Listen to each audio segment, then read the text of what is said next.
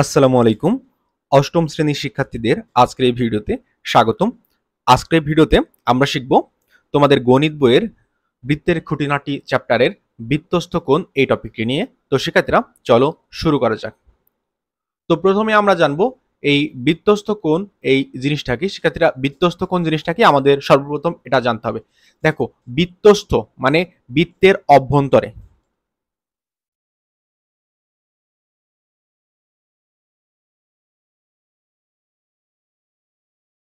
শিক্ষার্থীরা বৃত্তস্থ শব্দটির অর্থ বুঝতে পেরেছো? যে বৃত্তের অভ্যন্তরে মানে এই কোণটা অবশ্যই এই বৃত্তের ভিতরে কোথাও না কোথাও হবে।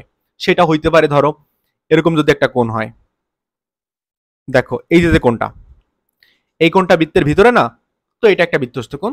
এখন আমরা এটাকে খুব ডিটেলসে পড়বো। তো শিক্ষার্থীরা আমরা প্রথমে এখানে এই বৃত্তের ভিতরে আমরা একটা জ্যা নিব।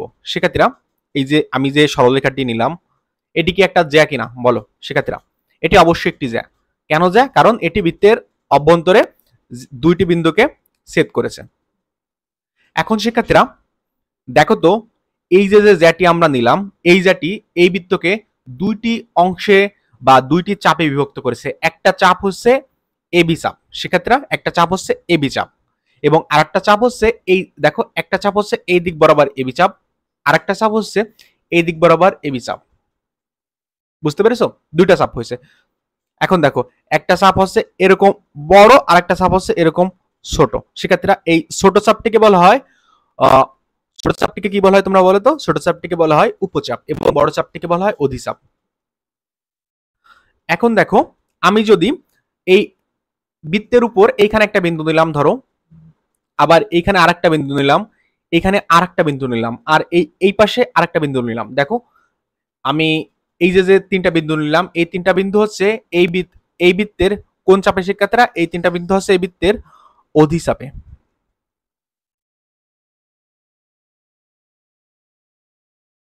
আর এই যে এখানে যে একটা বিন্দু নিচ্ছি, এই বিন্দুটা হচ্ছে বৃত্তের উপচাপে।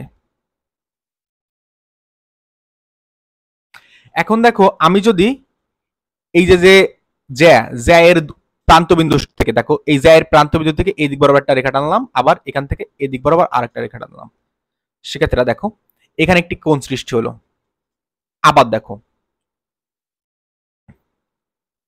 আবার এইখান থেকে এই বিন্দু বরাবর একটা রেখা টানলাম, এই বিন্দু বরাবর আরেকটা রেখা টানলাম। সেক্ষেত্রে ওয়েট, আমি এই কোণটাকে একটু ভিন্ন কালার দিয়ে টানি যাতে আমাদের বুঝতে সুবিধা হয়। দেখো এই যে একটা কোণ, এই যে একটা সরলরেখা, যে একটা সরলরেখা, দেখো তাহলে এই যে আরেকটা কোণ হলো। ঠিক একইভাবে আমরা কিন্তু এই বরাবরও একটা কোণ দেখাইতে পারি। এই যে একটা কোণ দেখো। এখন দেখো আমরা এই জ্যায়ের প্রান্তবিন্দুর সাথে এই জ্যায়ের প্রান্তবিন্দু এবং যে কোনো বিন্দু, এই জ্যায়ের প্রান্তবিন্দু এবং যে কোনো বিন্দু দিয়ে একটা কোণ আঁকতে পারি। এই যে যে কোণ হবে এই কোণকে বলা হয় বৃত্তস্থ কোণ।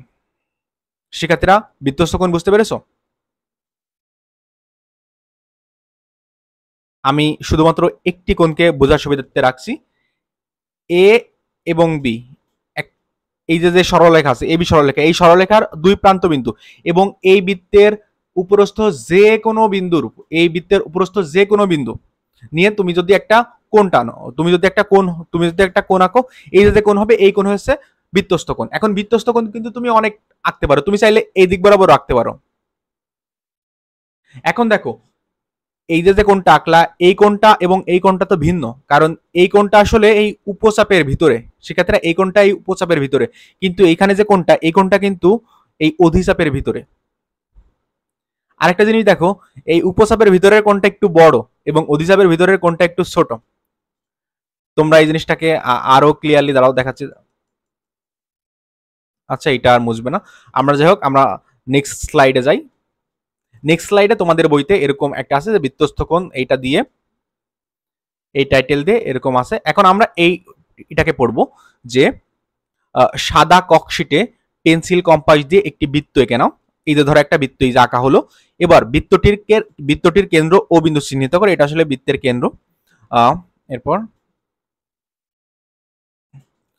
এবার এবার কাঠি দিয়ে এবার কাঠি দুইটি এমন ভাবে ককশিটে বসাও যেন এদের মাথা সি বিন্দুতে বৃত্তের উপর একত্রে বসে। সেক্ষেত্রে এই যে এইটা একটা কাঠি, এইটা একটা কাঠি, এই দুটিকে এইখানে এমন ভাবে বসাইতে হবে যেন এর এক মাথা সি বিন্দুতে বসে।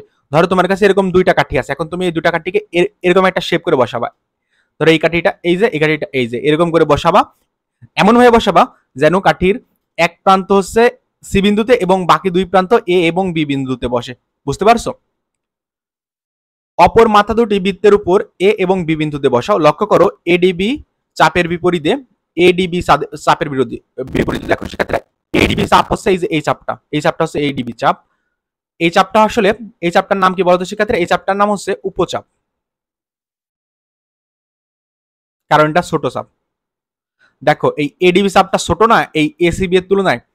দেখো এডিবি চাপের বিপরীতে এসিবি কোণ তৈরি হয়েছে। সেক্ষেত্রে এসিবি কোণ হচ্ছে এই যে এই কোণটা। দেখো কোণ কিভাবে লিখতে হয় তোমাদের দেখাই দিই, দাঁড়াও আমরা একটা পেজ নেই হিসাবে সুবিধার্থে। এটা তো একটা কোণ, ধরো এই বিন্দুর নাম ও, এই বিন্দুর নাম এ, এই বিন্দুর নাম সি। এই কোণকে তোমরা বলতে পারো এ ও সি কোণ। আর আগে এরকম একটা টান দিতে হয়। সেক্ষেত্রে কোণ বোঝানোর জন্য এরকম একটা টান দিতে হয়। এই এওসি মানে হচ্ছে এ কোণ, এওসি মানে এই কোণটা এ ও সি। এই কোণটাকে তোমরা এরকমও লিখতে পারো সিও এ, কোণ সিও এ। দেখো এই যে মাঝখানে যে বিন্দুটা থাকবে সেই বিন্দুটা সবসময় এই দুই কোণের মাঝখানে থাকবে। ক্লিয়ার? তোমরা জাস্ট মাঝখানে বিন্দুটাকে ঠিক রাখবা। যদি এমন হয় একটা কোণ যে ধরো এই যে একটা ত্রিভুজ এ বি সি, এখন তোমরা এই কোণটাকে বোঝাবা। সেক্ষেত্রে এই কোণটাকে বোঝানোর জন্য তোমরা অ্যাঙ্গেল এবিসি বোঝাইতে পারো অথবা অ্যাঙ্গেল সিবি এ বোঝাইতে পারো। মাঝখানেটা ঠিক থাকলেই হবে। এই যে এই কোণটা, তোমরা যদি এখন এই কোণকে বোঝাইতে চাও, এই কোণকে বোঝাইতে চাইলে তোমরা বলতে পারো যে অ্যাঙ্গেল সি এ বি, অথবা তোমরা বলতে পারো অ্যাঙ্গেল বি এ সি।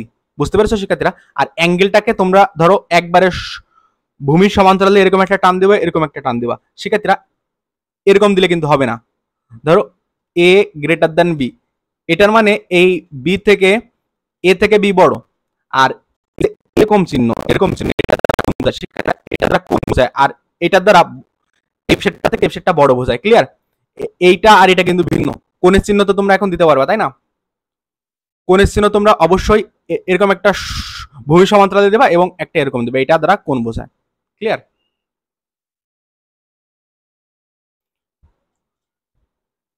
তো এরপর দেখো আমরা এটাকে একটু মুছে দিই।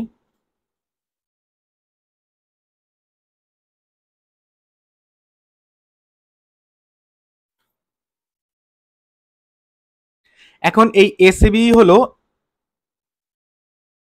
এই এসিবি মানে এই কোণটা হলো চাপ এডিবি এর উপর বৃত্তস্থ কোণ।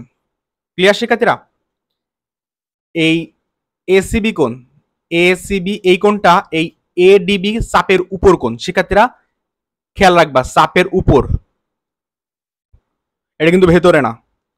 যদি বলে এডিবি চাপের ভিতরের কোণ কোটা, এই কোণ কিন্তু এটা হবে। আর এডিবি চাপের উপর, উপর কোণ হচ্ছে এই যে এসিবি, এটা হচ্ছে এডিবি চাপ। দেখো এটা হচ্ছে এ ডি বি চাপ। এই যে এই দিক বরাবর যে কোণটা, সেক্ষেত্রে এই কোণটা হচ্ছে এই এডিবি চাপের উপর। আর যদি এরকম কোনো কোণ থাকে এই যে এই ধরনের, সে এই কোণটা কিন্তু এডিবি চাপের ভিতরে। ক্লিয়ার?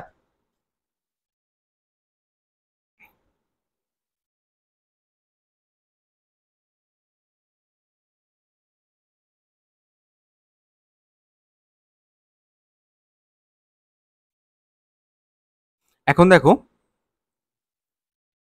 আবার আরো দুটি কাঠি ককশিটের চিত্রে এমনভাবে বসাও যেন এদের মাথা বিন্দুতে ডি বিন্দুতে বৃত্তের উপর এবং অপর মাথা দুটি বৃত্তের এ ও বি বিন্দুতে থাকে। এক্ষেত্রে এসিবি চাপের বিপরীতে। ওইটা আগের মতোই। দেখো এই যে এই দুটাকে তুমি যেরকম বসাইছো না, এই যে আরো দুইটা কাঠি, এই দুটা কাঠিকে এরকম তুমি বসাইলা যেন এই দুই কাঠির এক মাথা থাকে ডি বিন্দুতে আর বাকি যে দুই মাথা থাকে সেই দুই মাথা থাকে এই এ এবং বি বিন্দুতে। যদি এমন করে বসাও তাহলে আমি আর বাকি পড়তেছি না। যদি বসাও তাহলে এই যে কোণটা সৃষ্টি হবে, এই যে এই কোণ, এই যে কোণটা সৃষ্টি হয়েছে, সেক্ষেত্রে এই যে কোণটা সৃষ্টি হয়েছে, এই কোণটা হচ্ছে এই এসিবি চাপের উপর বৃত্তস্থ কোণ। সেক্ষেত্রে দেখো এডিবি কোণ, এই এডিবি কোণ হলো, এই দেখো এডিবি কোণ হলো, এই এডিবি কোণ মানে এই কোণ হলো এসিবি চাপের উপর আরো একটি বৃত্তস্থ কোণ। এখন দেখো আরো দুইটি কোণ আছে, আরো দুইটি কোণ আছে কি কি, সিএডি, সিএডি এবং সিবিডি। এদেরকে কি বলা হয় দেখো, সিএডি কিন্তু এই যে এইখানে যে চাপটা আছে দেখো, দেখো এইখানে যে চাপটা আছে দেখো, এটা কিন্তু কেন্দ্র দিয়ে যায়। তাইলে এই সিএডি এবং সিবিডি এই দুইজনই হচ্ছে অর্ধবৃত্তস্থ কোণ। এটা নিয়ে তোমাদের পরে কথা আছে।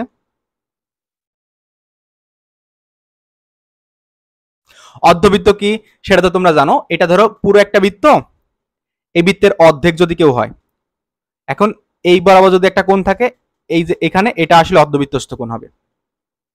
ক্লিয়ার? এই সিএডি এবং সিবিডি কেমন কোণ? এরা আসলে অর্ধবৃত্তস্থ কোণ। এখন আমরা নেক্সট স্লাইডে যাব।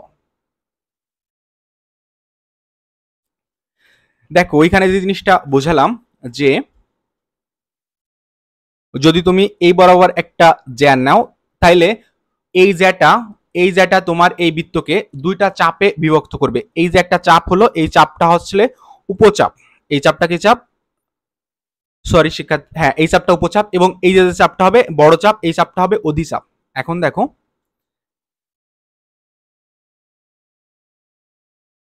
এখন তুমি যদি এইখান থেকে এই দিকে কোনো একটা কোণ টানো, এইখান থেকে এইদিকে কোনো একটা কোণ টানো, এবং এইখান থেকে এই দিকে আরো একটা কোণ টানো।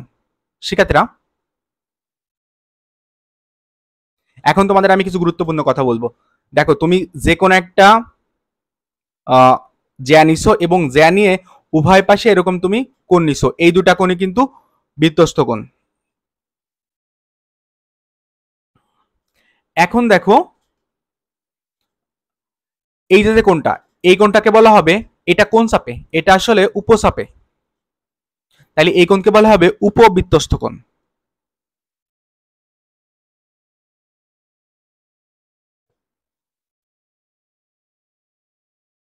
আর এই যে কোণটা, এই কোণটা কোন, এই কোণটা কোন চাপে? এটা আসলে অধিচাপে, এই জন্য একে বলা হবে অধিবৃত্তস্থ কোণ।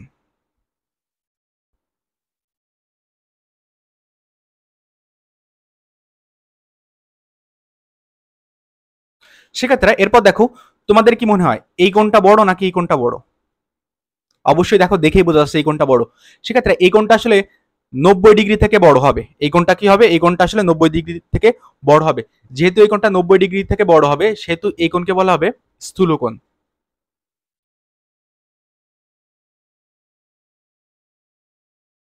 এখন তোমরা বলবা স্থূল কোণ কি? যদি কোনো কোণ এটা যদি 90 ডিগ্রি হয়, তাহলে এটার নাম সমকোণ।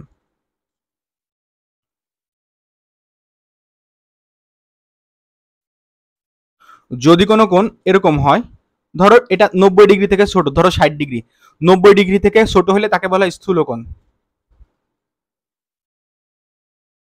সরি, 90 ডিগ্রি থেকে ছোট হলে তাকে বলা হবে সূক্ষ্ম কোণ। Sorry sorry sorry sorry sorry sorry sorry,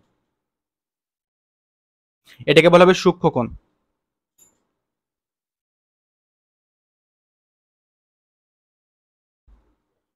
সেক্ষেত্রে সূক্ষ্মকোণ কাকে বলে? যেই কোণের মান 90 ডিগ্রি থেকে ছোট। আর যদি কোনো কোণ হয় এরকম 90 ডিগ্রি থেকে বড়, ধরো 90 ডিগ্রি থেকে এই কোণের মান বড়, ধরো এই কোণের মান থেটা আর সেটার মান 90 ডিগ্রি থেকে বড়, তাইলে এই কোণকে বলা হবে স্থূল কোণ। ধরো স্থূল মানে মোটা না, ওই তোমরা ধরে নেবে এই কোণের কোণ মোটা, এই জন্য একে বলবে স্থূল কোণ। সূক্ষ্মকোণ বুঝতো যেই কোণের মান 90 ডিগ্রি থেকে ছোট, স্থূলকোণ যেই কোণের মান 90 ডিগ্রি থেকে বড়। দেখো এই কোণটাকে 90 ডিগ্রি থেকে বড় লাগতেছে না, এজন্য এটা হবে স্থূলকোণ। এবং দেখো এই স্থূলকোণ কিন্তু এই উপবৃত্তস্থ কোণ, এই স্থূলকোণটাকে কিন্তু উপবৃত্তস্থ কোণ স্থূলকোণ হবে। আরেকটা জিনিস দেখো, আর অধিবৃত্তস্থ কোণ এটা কিন্তু সূক্ষ্মকোণ। সেক্ষেত্রে এটি কিন্তু সূক্ষ্মকোণ। সূক্ষ্মকোণকে, সূক্ষ্মকোণ হচ্ছে অধিবৃত্তস্থ কোণ। আরো অনেক জিনিস তোমাদের এখন বলবো, তোমরা খুবই মনোযোগ দিয়ে দেখবা। শিক্ষার্থীরা তোমরা এখন খুবই মনোযোগ দিবা।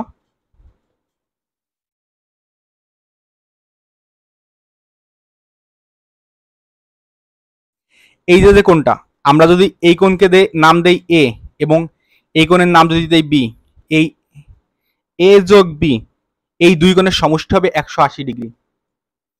180 ডিগ্রি সমান 2 সমকোণ। তাহলে এক সমকোণ সমান 90 ডিগ্রি।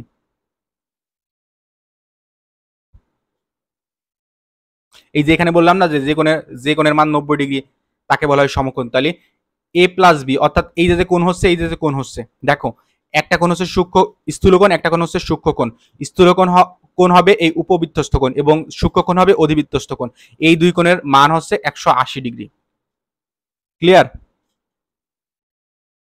এখন আমরা নেক্সট স্লাইডে যাই। দেখো এখানে অনেকগুলো শিক্ষার্থীরা, এখানে অনেকগুলো এই যে ক থেকে চ পর্যন্ত প্রশ্ন আছে, এই প্রশ্নগুলো তোমাদের সলভ করে দিব।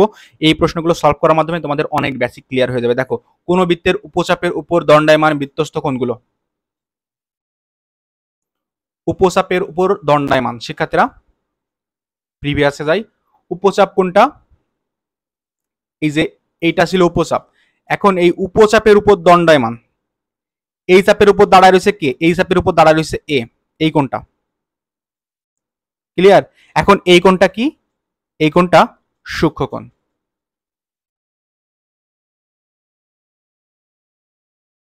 এটার উত্তর হবে সূক্ষ্মকোণ।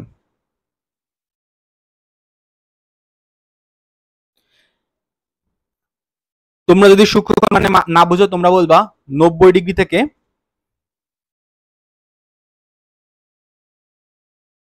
কম। ক্লিয়ার? তোমরা এই সূক্ষ্মকোণ না বুঝলে বলে দেবা 90 ডিগ্রি থেকে কম। আর কোন বৃত্তের অধিচাপের উপর দণ্ডায়মান কোণগুলো হচ্ছে কি বলো? কোন বৃত্তের অধিচাপের উপর দণ্ডায়মান কোণগুলো কি? স্থূলকোণ।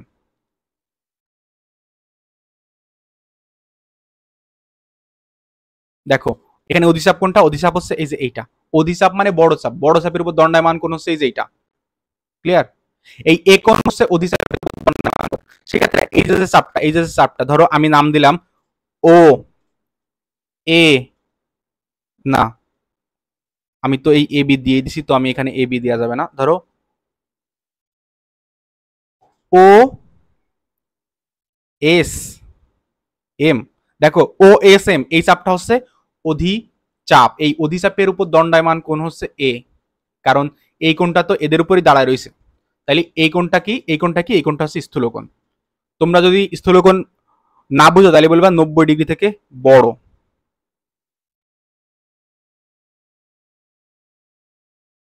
এই কম বেশি বড় ছোট তোমরা বুঝতেছো, আমি যেটা বলতে চাচ্ছি তোমরা কনসেপ্ট বুঝো, বাংলা ভাষা তোমরা তোমাদের মতো লিখে নিও। এরপরে কি লিখছে দেখো, বৃত্তের উপচাপ ও অধিচাপের উপর দণ্ডায়মান বৃত্তচাপগুলোর সমষ্টি কত? শিক্ষার্থীরা 2 সমকোণ। আমি কিন্তু তোমাদের দেখিয়েছি, বলেছি যে এই এ কোণ এবং বি কোণের সমষ্টি হচ্ছে 180 ডিগ্রি। এই 180 ডিগ্রি মানে 2 সমকোণ।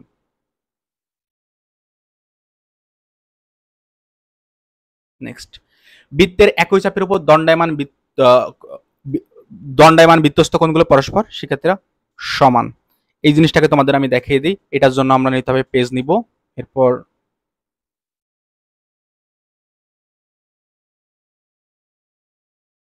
এটা কিন্তু খুবই গুরুত্বপূর্ণ প্রশ্ন।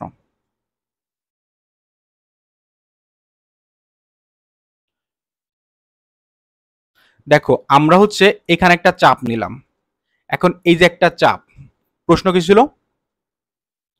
একই চাপের উপর দণ্ডায়মান, ধরে নিলাম এই চাপ না, আমরা ধরে নিলাম এই যে একটা চাপ এ ও বি, এটা হচ্ছে একটা চাপ। এই চাপের উপর দণ্ডায়মান, এখন আমরা অনেক কোণ নিব।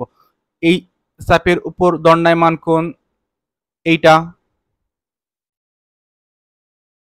এই কোণ, আবার এই এ বি চাপের উপর দণ্ডায়মান কোণ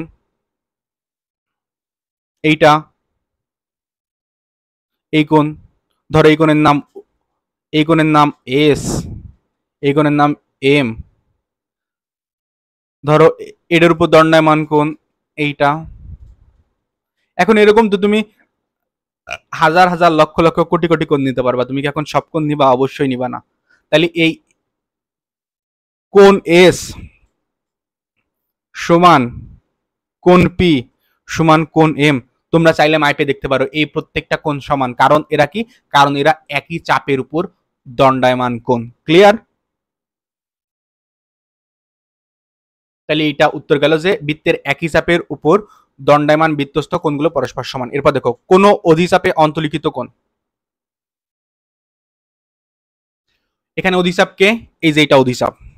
এখন এই অধিচাপে অন্তলিখিত কোণ মানে এই যা অন্তলিখিত মানে অধিচাপের ভিতরে, অন্তলিখিত মানে ভেতরে। তো এই কোণ কি, এই কোণ আসলে সূক্ষ্ম কোণ। সেক্ষেত্রে এটার উত্তর কি?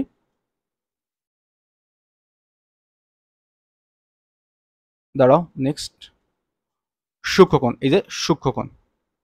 কোন বৃত্তের উপচাপে অন্তলিখিত কোণ, উপচাপ কে ছিল, উপচাপ ছিল হচ্ছে এ, এর এখানে অন্তলিখিত কোণ এটা এ কি, এ আসলে স্থূল কোণ, কারণ এটা 90 ডিগ্রি থেকে বড়। স্থূল কোণ এই যে এটা, এটার উত্তর এটা, এটার উত্তর এটা। দেখো তোমরা যদি এই প্রথম দুটা পারো না, তাহলে তোমরা এই লাস্ট দুটাও পারবা। তো সেক্ষেত্রে আজকের ক্লাসটা আমি এখানেই শেষ করছি। তো সবাই ভালো থেকো, ধন্যবাদ সবাইকে।